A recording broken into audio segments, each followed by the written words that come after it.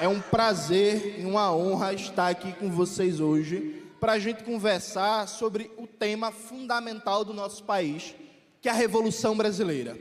Nada é mais importante do que falar da nossa Revolução. Porque quando a gente pensa nos problemas fundamentais do Brasil, o Brasil tem vários problemas.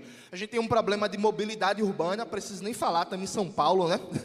A gente tem um problema de mobilidade urbana, a gente tem problemas de violência, de degradação ambiental, de desigualdade, de precariedade no SUS, de uma educação insuficiente para os objetivos do nosso país, de desemprego, de baixos salários, de uma escala 6x1 que ninguém aguenta mais.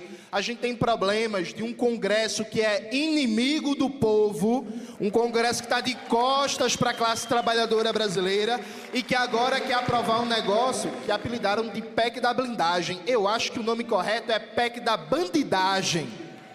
Eu acho que esse é o nome correto, porque os deputados querem cometer crime e não serem investigados. Querem também aprovar uma anistia para golpistas. A gente tem uma série de problemas fundamentais. E para a gente começar a resolver os problemas do Brasil, para a gente começar a dar uns rumos para esse país, a gente precisa olhar para a economia, para a crítica da economia política, porque a base de todas as transformações que o país precisa é a economia, são as relações de produção. Já diria o velho Marx, na contribuição à crítica à economia política, as relações de produção, as relações de propriedade são a base de qualquer sociedade. E quais são as características da economia brasileira? O capitalismo brasileiro, desde o governo FHC, entrou na sua fase neoliberal.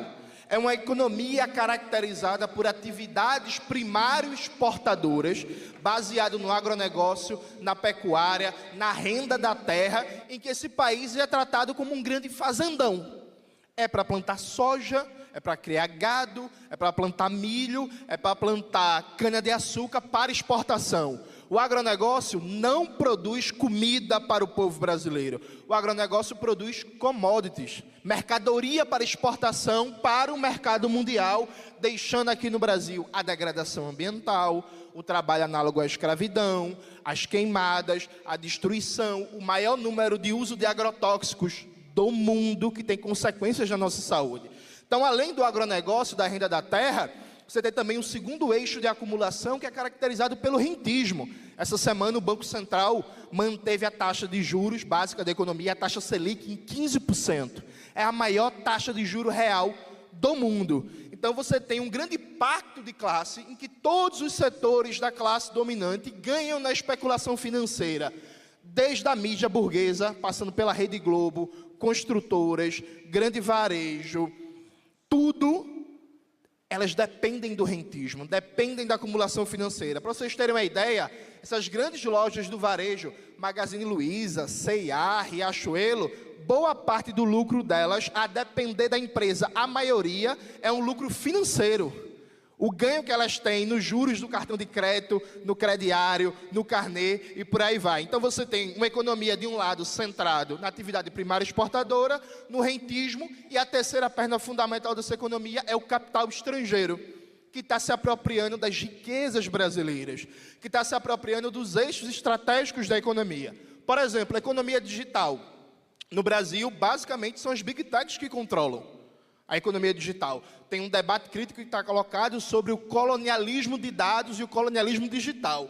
Toda a infraestrutura digital da economia brasileira é controlada por big techs dos Estados Unidos, alinhados com o governo Trump, e que usam isso aqui só como plataforma para ganhar dinheiro, e que se aproveitam do seu poder para pressionar o Brasil, para atacar o Brasil, para defender sua agenda político-ideológica no nosso país.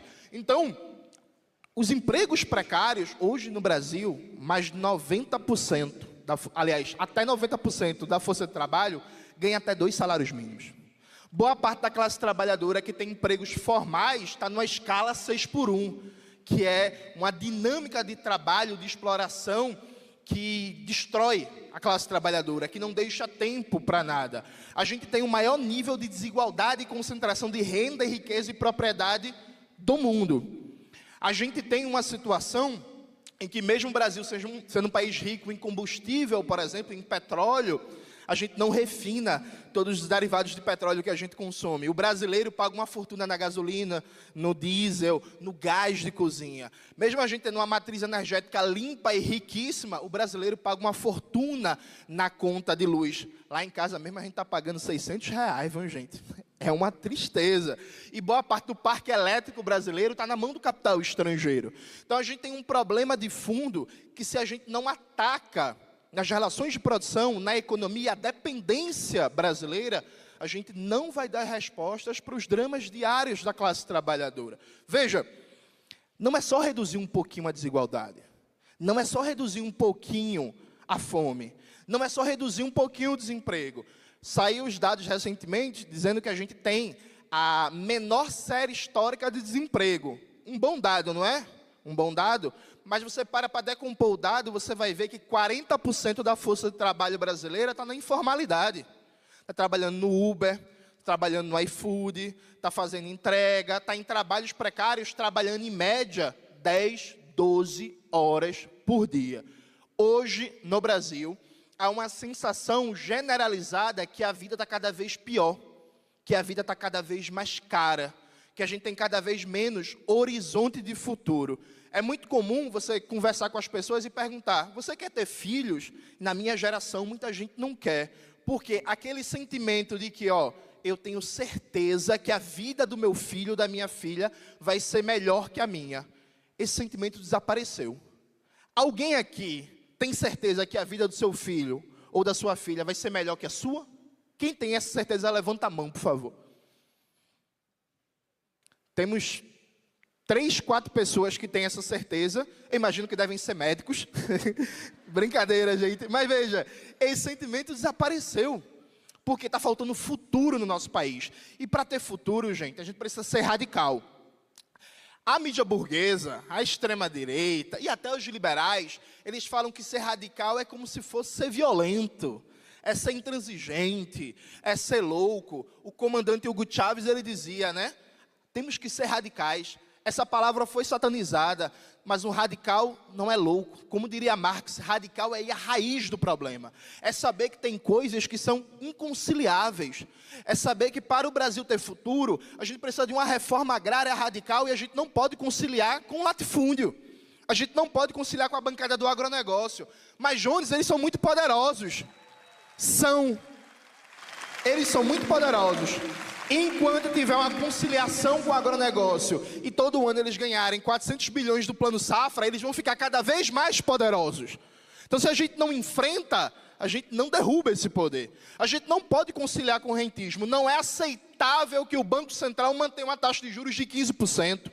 Não é aceitável que o Banco do Brasil e a Caixa não sejam usados para enfrentar o sistema bancário, para forçar a concorrência e baixar essa taxa de juros.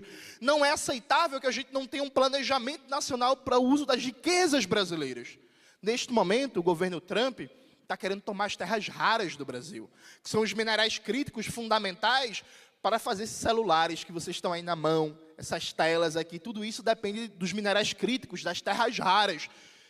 E o governo Trump está querendo tomar. O Brasil tem a segunda maior reserva de terras raras do mundo. A gente só perde para a China. Por que isso não é pensado dentro de um plano nacional para, por exemplo, a gente criar uma empresa pública que tem um controle democrático pela classe trabalhadora, que a gente explora as terras raras, inclusive com preocupação ambiental, para ter um controle público, democrático, nacional, para a gente dizer, inclusive, que não vai explorar as terras raras em alguns lugares, porque isso vai prejudicar o meio ambiente, e a gente prefere deixar debaixo do solo do que destruir a natureza, se for o caso. Mas para tomar essa decisão, a gente precisa ter esse controle. A gente precisa ser radical no debate econômico, sem uma perspectiva de ruptura com o sistema neoliberal, sem uma perspectiva de enfrentamento ao mercado, aos bancos, ao capital estrangeiro. Veja, recentemente saiu uma notícia que a British Petroleum, que é uma empresa, como o próprio nome diz, do Reino Unido, fez a sua maior descoberta no Brasil nos últimos 25 anos, né? Um campus de Bumerangue. Essa empresa, ela se apropriou desse campo de petróleo praticamente de graça. Ela vai explorar por anos e anos e anos e vai pagar só 7% de imposto em cima do lucro final da operação, depois de deduzidos os impostos. A pergunta que fica é, quando o pré-sal foi descoberto, a promessa não era que o pré-sal seria usado para garantir o financiamento da saúde e da educação? Você para olhar hoje, onde está o petróleo brasileiro? Está na mão de empresas da Noruega, dos Estados Unidos, do Reino Unido, da China e da União Europeia de maneira geral.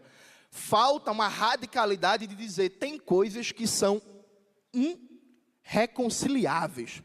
Tem coisas que não são passíveis de negociação. A gente precisa ser mais intransigente. Eu vou falar uma coisa para vocês que talvez seja incômodo. A gente tem o que aprender com a extrema-direita. Veja só. A gente tem o que aprender com a extrema-direita. Sabe por quê? A extrema-direita ela é intransigente no seu programa fascista. Eles são fascistas, são orgulhosos de serem fascistas e não abrem mão de serem fascistas e não têm vergonha de ser fascista. Então, para eles não existe negociação, não existe conversa, não existe diálogo. Tem gente que fala que existe uma polarização no Brasil. Não existe polarização no Brasil. Porque de um lado a gente tem um campo fascista, de extrema direita, e a gente não tem um campo de esquerda radical formado no Brasil. Porque se a gente tivesse, a gente estaria bem demais. Porque a gente teria um campo político que não aceitaria negociar a defesa da reforma agrária pautada na agroecologia e na preservação do meio ambiente.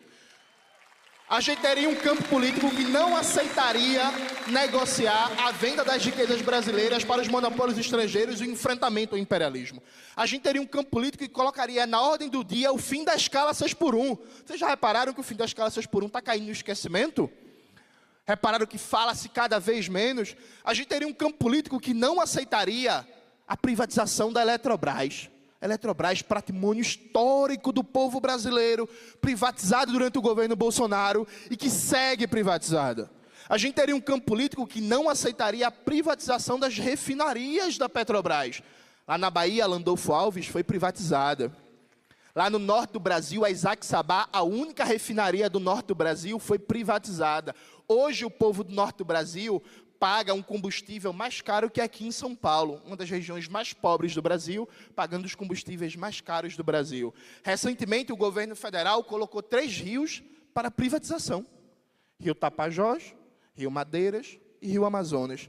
Veja, é inaceitável privatizar patrimônio público e as riquezas brasileiras. Me parece, para a gente ter capacidade de fato, enfrentar a extrema-direita, de fato, colocar eles na defensiva, a gente precisa ser intransigente, a gente precisa ser radical, a gente precisa bater no peito e dizer, o nosso programa é esse. É um programa de transformação radical, de transformação das relações de produção, das relações de trabalho, para acabar com o emprego precário, para acabar com a escala 6x1, para acabar de verdade com a fome, para distribuir de verdade renda, riqueza e propriedade, para fazer com que os serviços públicos sejam serviços públicos de excelência, para que todo dia a gente bata no peito e tenha orgulho do SUS, tenha orgulho das universidades públicas, tenha orgulho da educação pública. A gente preserve de fato o meio ambiente brasileiro e enfrente as mudanças climáticas. Mas a gente não consegue fazer isso com teto de gastos. A gente não consegue fazer isso com a autonomia do Banco Central. A gente não consegue fazer isso conciliando com o Centrão, e a essa altura do campeonato, a gente está sabendo, né? Conciliar com o Centrão significa conciliar com o crime organizado, né? Significa conciliar com as facções criminosas. E aí, veja, aí, a essa altura do campeonato, e alguém vai me avisando do tempo aí, viu? Porque se deixar eu falo aqui 2 horas, viu? Se ninguém avisar do tempo, eu vou falando. E aí, veja, a essa altura do campeonato, alguém pode estar pensando, mas, Jones, a gente não tem maioria no Congresso. A gente não tem maioria no Congresso. E aí, sem maioria no Congresso, é muito difícil. Veja, a gente nunca teve maioria no Congresso Nacional. A gente nunca teve uma maioria de esquerda no Congresso Nacional. Isso é assim porque a gente vive no sistema capitalista. O sistema capitalista, ele cria a sua superestrutura, seu sistema político, para não deixar que a gente tenha maioria mesmo. Quem acha que a gente vai ter maioria no Congresso Nacional de esquerda no capitalismo, eu sinto informar, isso nunca vai acontecer. E no dia que isso estiver próximo de acontecer, é porque o capitalismo está caindo. Aí a gente nem vai precisar mais do Congresso Nacional. É isso. A gente não vai ter maioria num Congresso, no sistema burguês, capitalista. Agora, tudo que a gente conquistou historicamente, a gente conquistou numa estratégia política que combinava mobilização popular, um programa político-econômico muito claro para a maioria da classe trabalhadora e pressão institucional. No passado se chamava isso de estratégia de pinça. Um pé na institucionalidade, outro pé fora da institucionalidade. Ou, como diria o grande Florestan Fernandes, uma revolução dentro da ordem para transformar em revolução contra a ordem. O que a gente precisa é investir na mobilização popular, no debate político, na formação política, na intransigência de programa. Porque quando a gente conquistou a CLT, quando a gente conquistou o SUS, quando a gente conquistou o Estatuto da Criança e do Adolescente, quando a gente conquistou a Petrobras, quando a gente conquistou a Eletrobras, quando a gente conquistou cotas raciais, quando a gente conquistou tudo, a gente não tinha maioria no Congresso. E a gente pode arrancar conquistas. A gente pode arrancar, inclusive, durante o próprio governo Bolsonaro, naquela desgraça, a gente conseguiu aprovar o novo Fundeb. A gente conseguiu aprovar o piso da enfermagem. A gente conseguiu barrar o decreto Bolsonaro de privatização do SUS, da atenção primária. A gente conseguiu impor o auxílio emergencial de R$600, que o Bolsonaro e o Paulo Guedes eram contra. Vocês lembram disso? Bolsonaro e o Paulo Guedes eram contra e foram vencidos pela pressão popular. A gente consegue mobilizar de fora das instituições para dentro das instituições. E a gente consegue pautar, inclusive, o debate político-institucional do país. Agora, para isso, camaradas, a gente precisa ter um horizonte muito claro. Qual é o nosso horizonte político?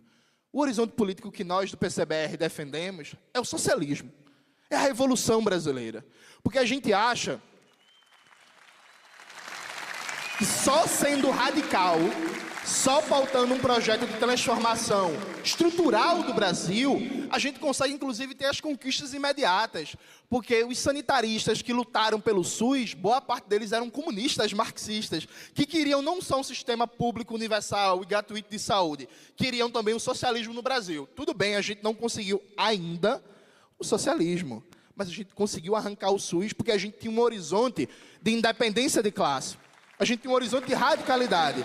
Eu estou vendo muita gente aqui com boné do MST, o Movimento dos Trabalhadores Sem Terra, que existe há décadas lutando no Brasil, é um movimento que luta pela reforma agrária, mas tem um horizonte muito claro, um horizonte socialista, de uma perspectiva de um projeto em que o poder no país esteja nas mãos da classe trabalhadora. É por isso que o MST existe há mais de 30 anos, porque tem um horizonte, tem onde quer chegar, tem uma perspectiva. 41? Perfeito, desculpa. Eu falei mais de 30, porque mais de 30 já contempla 41. Então tem um horizonte muito claro de onde quer chegar. A grande necessidade do Brasil hoje é a gente resgatar um debate sobre Revolução Brasileira. Os mais antigos vão lembrar que no pré-golpe de 64, era muito claro o debate sobre a Revolução Brasileira, sobre a soberania nacional, sobre o anti-imperialismo, sobre as reformas de base. A gente tinha um debate crítico ali colocado pelos comunistas, pelos nacionalistas, trabalhistas, sobre que Brasil a gente quer. E não é só um Brasil menos desigual, não é só um Brasil um pouquinho melhor, não é só um Brasil com um pouquinho menos fome. Acho que falta ousadia para a gente. Falta uma ousadia de pensar um futuro diferente. Um famoso pensador, um amigo meu, Eribaldo Maia, gosta muito, que é o Mark Fisher, tornou célebre uma frase que é: mais fácil imaginar o fim do mundo do que o fim do capitalismo. Eu acho que essa frase sintetiza o porquê, nesse momento, a gente está perdendo.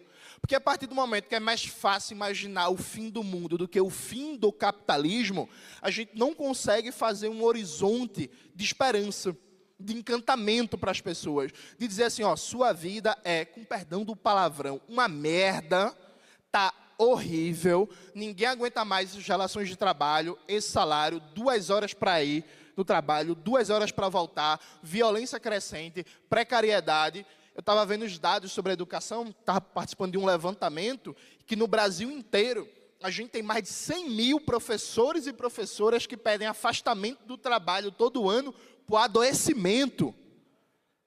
Por adoecimento, imagine isso. A classe dos professores, que tem um papel fundamental para o futuro do Brasil, são mais de 100 mil professores e professoras que todo ano pedem afastamento do trabalho por adoecimento físico e mental. Ser professor, ser professora, ao invés de ser uma função nacional indispensável para planejar o futuro do nosso país, virou uma espécie de penitência, dado o nível de ataque que os professores e professoras sofrem. Quando você pensa a situação, por exemplo, da enfermagem, o Brasil tem mais de 2 milhões de enfermeiras, auxiliares e técnicos de enfermagem. A gente teve, no mundo inteiro, o maior índice de enfermagem, pessoas da enfermagem mortas durante a pandemia. A gente bateu recorde. Depois de muita luta, a enfermagem conseguiu conquistar finalmente o seu piso. Só que o piso da enfermagem não saiu do papel de fato, porque os governos estaduais e o STF estão até agora fazendo manobras e ataques contra o piso da enfermagem. São mais de 2 milhões de pessoas que deram a sua vida, literalmente, no combate à pandemia, conquistaram o piso da categoria e não conseguem nem sequer receber esse piso. Aí, se você conversar de fato, apareceu aqui, ó, tempo esgotado, vou terminar agora. Era para avisar antes. Tinha que ter, gente, um ponto eletrônico. Conclua, Jones. Aí, se você conversar com pessoas como um motoboy, um professor, uma enfermeira, as pessoas sentem que a realidade do capitalismo é radical.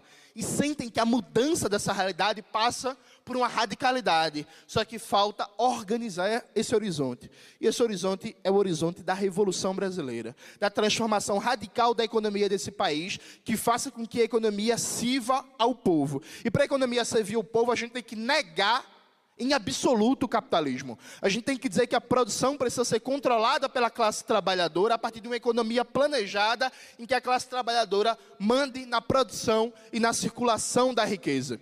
Eu sei que falar isso agora para muitas pessoas, algumas pessoas vão pensar assim: Jones, isso é uma ideia fantástica, mas isso não está colocado agora de imediato no horizonte. Pois é, agora de imediato não. Mas tem uma frase que eu gosto muito do Leon Trotsky, que ele falava que a revolução é impossível até que ela se torne inevitável. Eu acho que é tarefa nossa fazer com que a Revolução Brasileira se torne inevitável. A nossa Revolução Brasileira é inevitável, porque é ela que vai libertar o nosso país do imperialismo, que vai libertar o nosso povo e vai fazer com que o Brasil seja de fato o país do futuro. O país em que o povo não vai conhecer seu sofrimento, miséria e exploração, mas vai conhecer felicidade, prosperidade, igualdade, e a gente vai realizar todo o potencial que a gente tem. Muito obrigado, camaradas.